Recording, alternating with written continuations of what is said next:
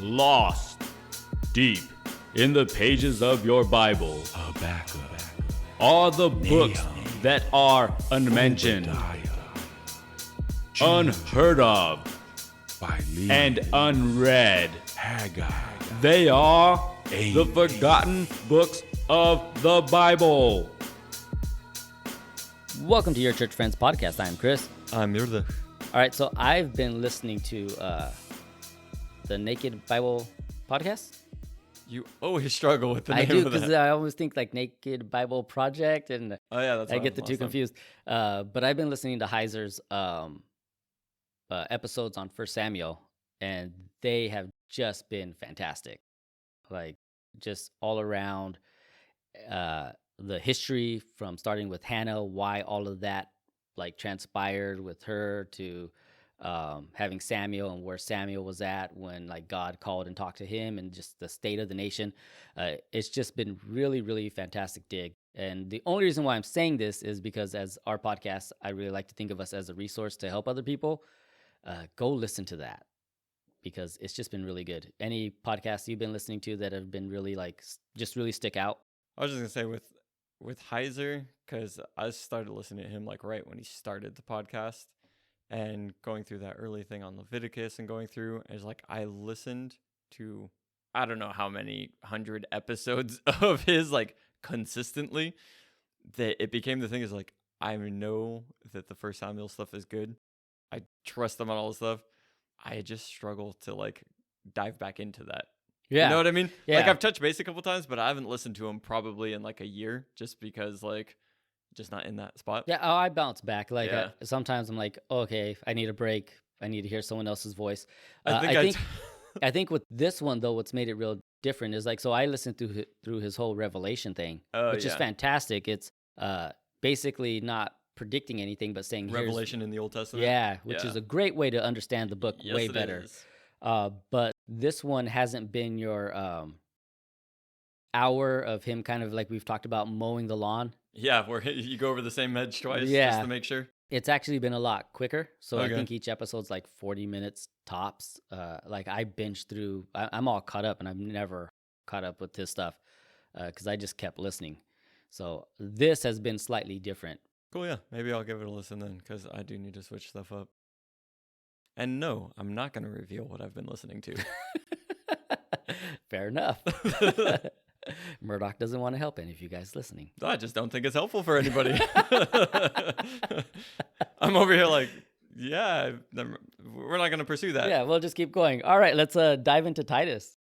Yeah, it's a book. He's a good guy. He is a good guy. Actually, as I read through this, I thought it was interesting outside of a few key passages. And this is just going back to like study of last week and what I read.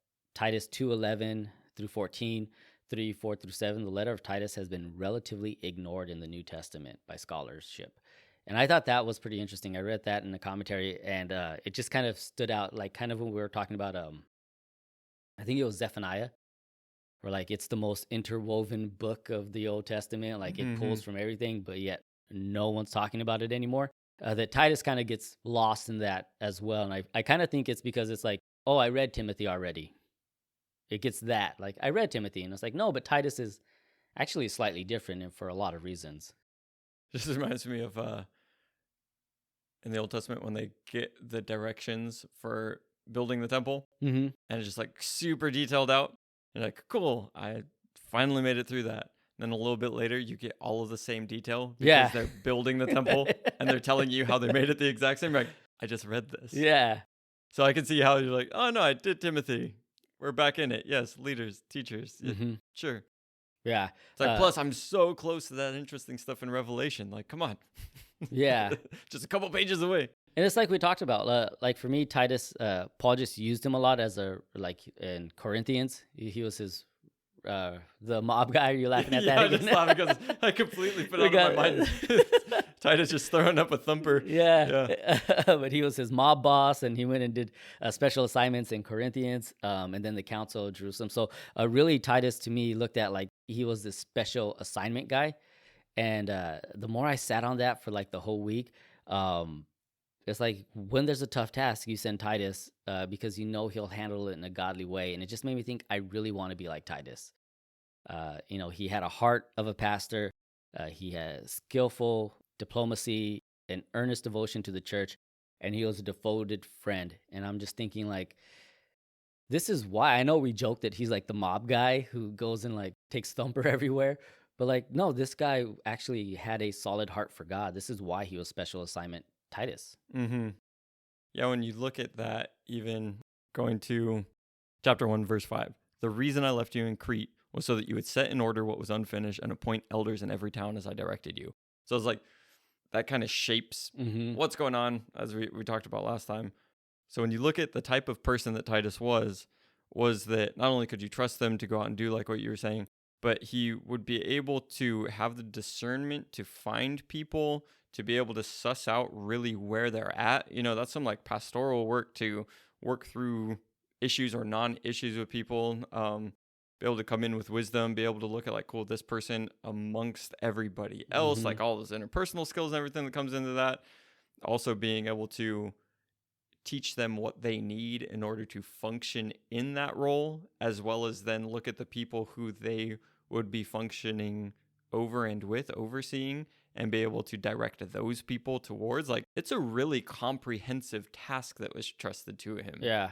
So, yeah, when you're looking at, he would send him some special tasks to be able to go because it's going to get done.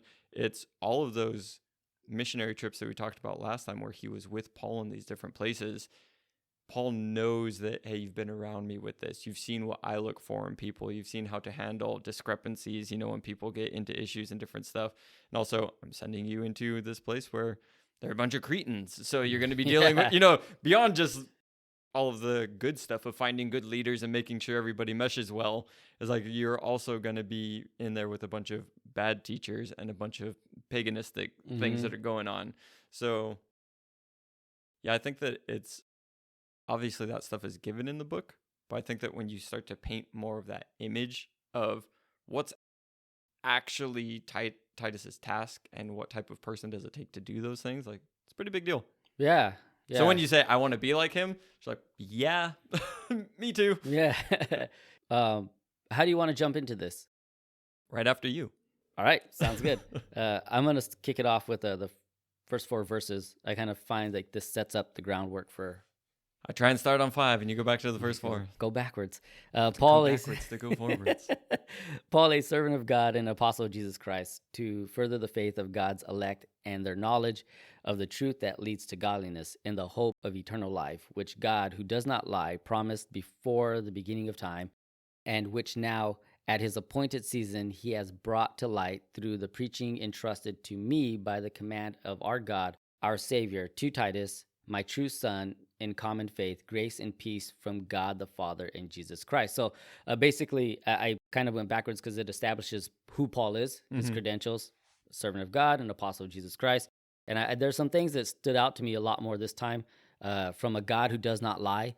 And as we look at, again, who the Cretans were, I think this is really why Paul is hitting that. Like, in order to establish anything, we need to establish that our God is the God who keeps his promises, who does not lie. And then his message is of knowledge, truth, hope, that is all wrapped around grace and peace. And so to me, I'm like, why is this intro so important? Because it's slightly different than some of Paul's other intros and letters. And to me, this letter to Titus, it's basically like the quick setup guide. Like when you get a new device, you want the, like, how can I set this up quickly? So you don't want to go through all the like long drawn up things, or like a program downloading on your computer. Like, which one do you want? The quick one or the one that has all the other stuff? Usually we want the quick one because we want it done the quickest. But this is the quick setup guide to being the church. Interesting. Yeah, I took a pause because I'm like, not thought about it that way. So let me think about what you're saying. Yeah, so if we're looking at kind of the overview, because you're saying it's like the setup guide, right? So you have, cool, let's get church leaders, good church leaders. They got to be teaching some sound doctrine going on, be working in good works, and then avoid false teachers. It's kind of like, so would you say is kind of like the what's in that setup guide? Yeah, because we see over and over again, there's this integration between right action and right belief, right? Like, yeah, the right actions are going to generate, or the right belief should generate the right actions. But a lot of times we have the belief part down that isn't followed with the action. So in order for us to be the church, there has to be a connection between truth and godliness. And that's what Paul is pulling out from verse 1. Like, the truth leads to godliness in order for us to have that life. And this is the complete opposite of the culture of Crete. We just talked about it, right? They were just accepted dishonesty as a fact of life. So when God is a God who doesn't lie, that's setting the contrast of like, hey, you people who are, I think we joked about it last week, the Pirates Code type thing. And it's like these group of liars that are just liars. What does he call them? He calls them rebellious, full of meaningless talk and deception, that they teach things they ought not to teach, and for the sake of dishonest gain.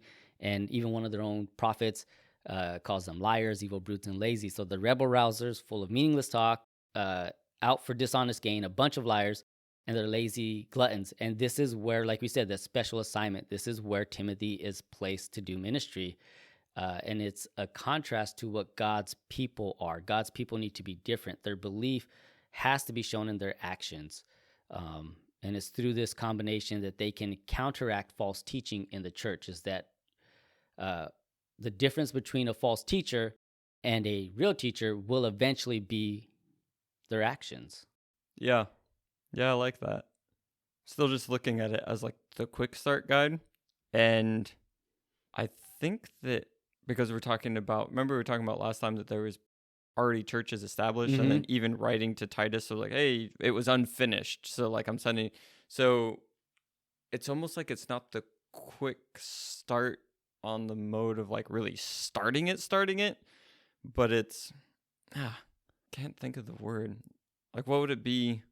It's not like a start it right, but it's get it right, like a reboot or that something, kind of a concept, because so much of what's there and what's being said, I don't know why you just triggered it when you're talking about it, is just so dependent on the start of it is the gospel. And when you're looking at the gospel and the gospel already being preached in this area and like in these churches, to where you have like, okay, well, God is a God of truth. He cannot lie. And that truth is going to lead into godliness.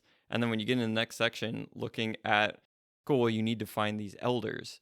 And when you look at, cool, if you're on Crete, full of all of these liars, evil beasts, and lazy gluttons, as we said, right? Where do you find people of this qualification?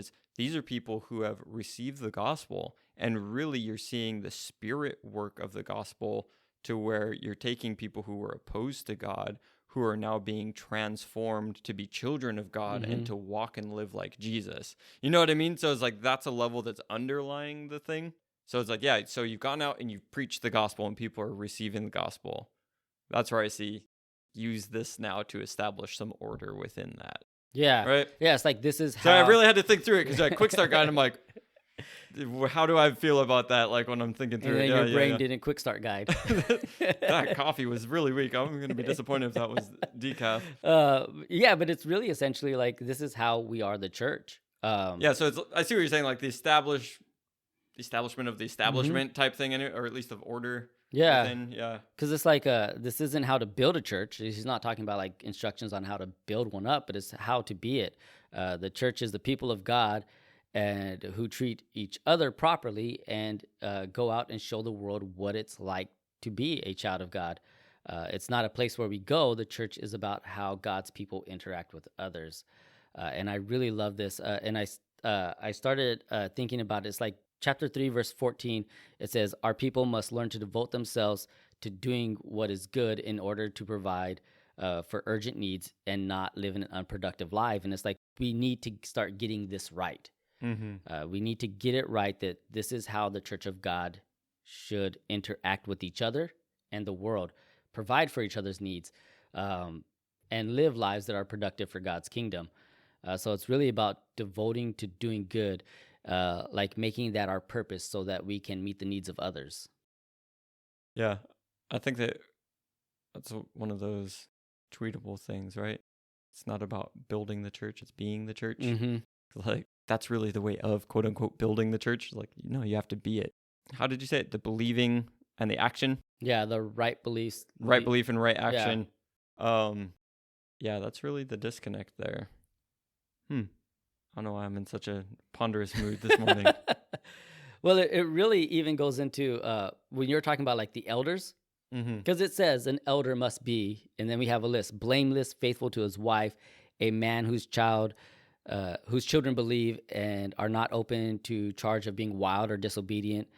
Since an overseer manages God's house, he must be blameless, not overbearing, not quick-tempered, not given to drunkenness, not violent, not pursuing dishonest gain. Rather, he must be hospitable, one who loves what is good, who is self-controlled, upright, holy, disciplined. He must hold firmly to the trustworthy message as it has been taught, so that he can encourage others by sound doctrine and refute those who oppose it.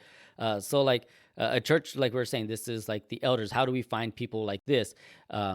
And we think these are the standards for deacons and elders. We even have them in bylaws, right? Like this is what a deacon and an elder must be. And I don't think that church leaders are being held to a higher standard.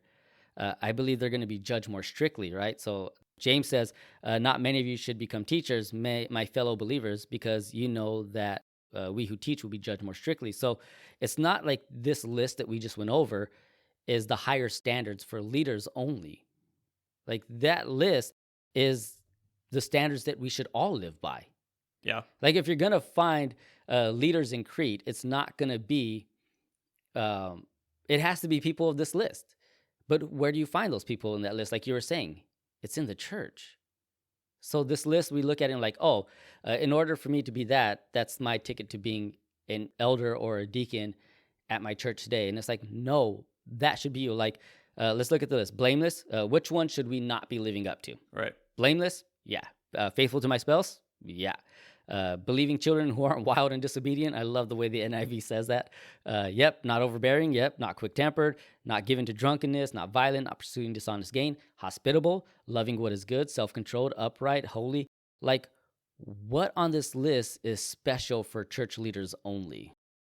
Where I come in with that, the difference between somebody who is in leadership, or what the difference should be, is that you've come to a point of mastery over these things. Because all of us, you go to being spiritually reborn, right? And depending on how you're raised and what kind of things you're around and everything, some of these things will be easier than others. But when you're looking at somebody who's gone through the process and kind of achieved mastery in that, that's who your leader is, because we're all called to that life. But you can picture, say a ministry starts up and it's a men's ministry, right? And you have the guy who has blame for the things that he's living in his life. He's got whatever going on with his wife or people on the side. His children are just all over the place, right? Don't want to come to church, just like spiteful towards God. And you're just like, he still has the call for he himself to be a Christian, right? But we don't want him leading that men's ministry. Right. Now, and it's okay for him to be working through those things, but he should be, that's where it's just like, cool, who has worked through these things? Help this guy who needs to work through these things. But that's exactly my point, is that the standards aren't higher. It's not like this is a position for only those people. No, yeah, but that's what I'm saying. These are the things that who have proven themselves. Yeah, these are the it, things that we all should be attaining to. We all should be looking to hit these things, because they're not. That's where we need these good leaders, because if you don't have these good leaders and instead you get the guys that come, after that in chapter 1, starting in verse 10, is like, these people who are needing help then end up getting taken advantage of and going down a wrong path. That's where it even says that these false teachers undermine entire households, teaching things that they should not for the sake of dishonorable gain.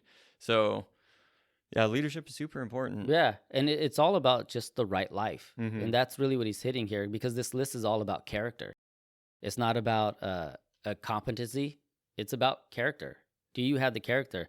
I like Chris Brown. He says this a lot, and I think he said it on our Samson episode, but he talks about it's godliness over giftedness. And I think we've got this flipped. This is why I brought it up the way I did. I think today in the church, we have it flipped. We look for giftedness over godliness. We look for competency over character.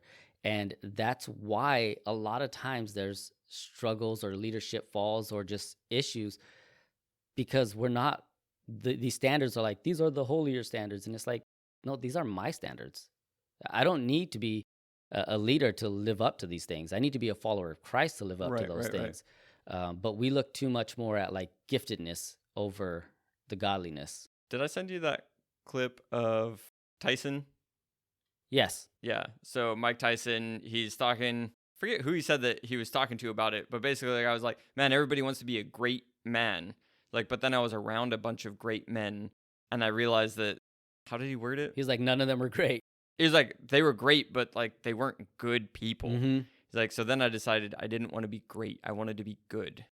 And I think that that's kind of here, right? We can look at, leadership, these great men that are doing great things because of competency and everything else. But just like, no. You need to be a good man. Yeah.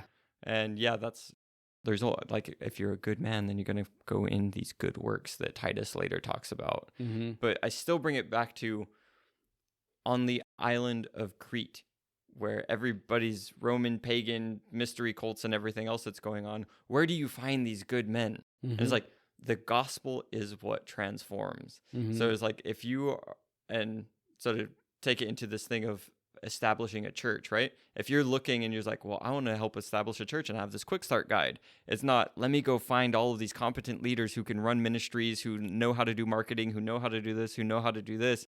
Because like, then you're looking at the wrong thing and you're bringing it in and just like, they might be talented in those areas, but they're not having these, what would you just call these? Character. They don't have the character. Yeah. I say this and I'm not saying it to blast anybody, but I've heard this about a church and it never sat well with me that they would hire people to play on their worship team. Mm-hmm. And they didn't really necessarily look for character as much as they did like how good each person played an instrument. Right. And I'm assuming that in their mind that it was about like if you have great music, you create a great experience. But when you're looking at worship as being a place that draws people into the Holy of Holies, how can people get drawn into that presence of God if the people leading it have no idea what it means? And it's really just comes down to like that idea that like we need to look more for character. Like you said, are we going to look at all the people who could do the things? Or are we looking at the people who have lived a life that's like going to want to people to look at that and be like, hey, I want some of that. Even that list, it's in chapter 2, I think we talked about it last week a little bit. The old men should be tempered worthy of respect. And then it goes through like the old men, the older women, which I really found interesting. And then the younger women. But the older women, where was it? Where it said that they shouldn't be drinking too much. Mm-hmm. That like, and this is just a side note, but the women of Crete were just like throwing them back like left and right. Like that's, again, that's Crete. Yeah, the reason you address it is because it was going on. Yeah. Yeah. And then it breaks down into like the younger men and teachers and slaves and like how you should live. It's basically a bunch of lists of like, this is how you should live. And none of them are like crazy. They're fairly generic things. It's encouraging believers to be faithful. It's honorable. It's self-controlled, and to be aware of where they are in the standards and where they stand in the social order of the day. And it's just, again, it's just this character. The right life always comes from the right character. And I also found it interesting that in Titus, the word self-controlled is mentioned 7 times. Mm-hmm. And it's like, I really believe that in order to have the best character, it's coming from self-control. Like it's coming from a place that I'm not exploding when I should or overreacting in a way that I shouldn't. Yeah, you don't let the intrusive thoughts win. Right. Yeah. Who was it? I think we had like a guest speaker at the church, or it may have even been Pastor Ken, where he said, your mind is like a neighborhood, and it's a rough neighborhood, so you don't want to go in it alone. Mm-hmm. And like you were saying, the intrusive thoughts, you don't want to let them win. You got to be self-controlled. And I really think another way of doing that is linking up with someone and having someone who you're accountable to. But really, it's just the church should be filled with people who are loving God in extraordinary ways because of the Spirit. And it doesn't matter if you're smart, talented, or gifted.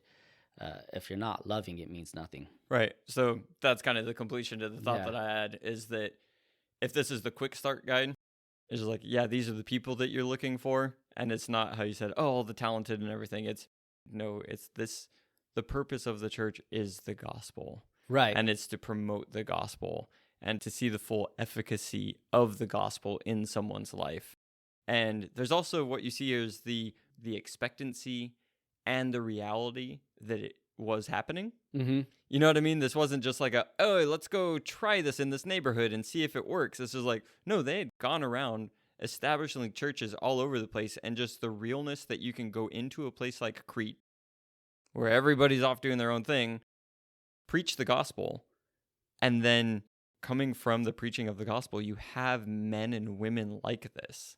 And it's just like, that's real. And it happened. And then as people progress in that, they're turning around and teaching others to do the same. And it's just like, it's not just like, how do you quick start the church, but it's how do you quick start a revolution in humanity? Mm-hmm. You know what I mean? Yeah. Preach the gospel, get these people. And I think that when you got into chapter 2 there, of just recognizing the order of like older men to younger men, older women to younger women, because there are definitely younger people who can be more mature for their age or know a lot for their age or different things. And it's not to discount any of that, but I think that there is just something to those who have more life experience and have seen more and been around more. And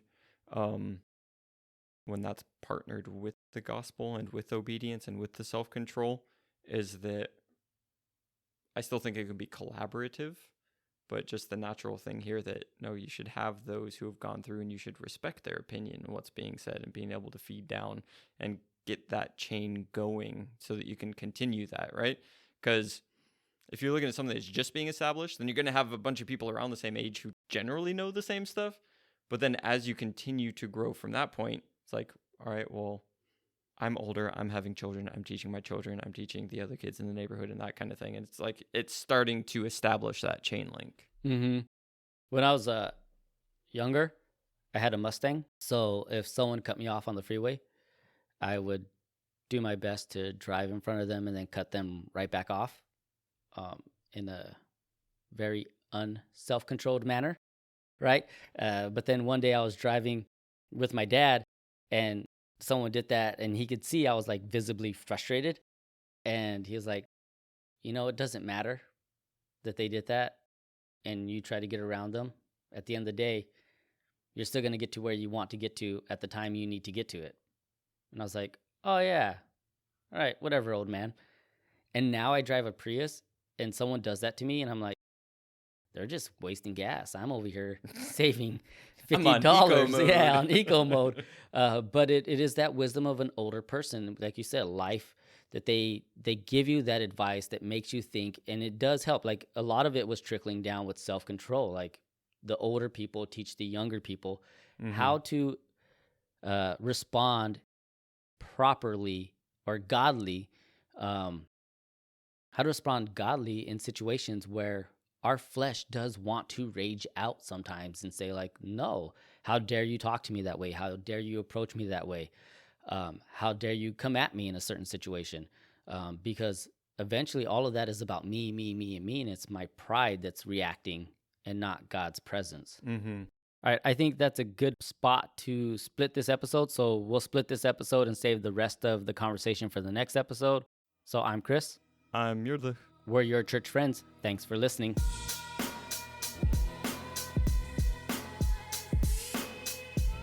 Habakkuk, Nahum, Obadiah, Jude, Philemon, Haggai, Amos,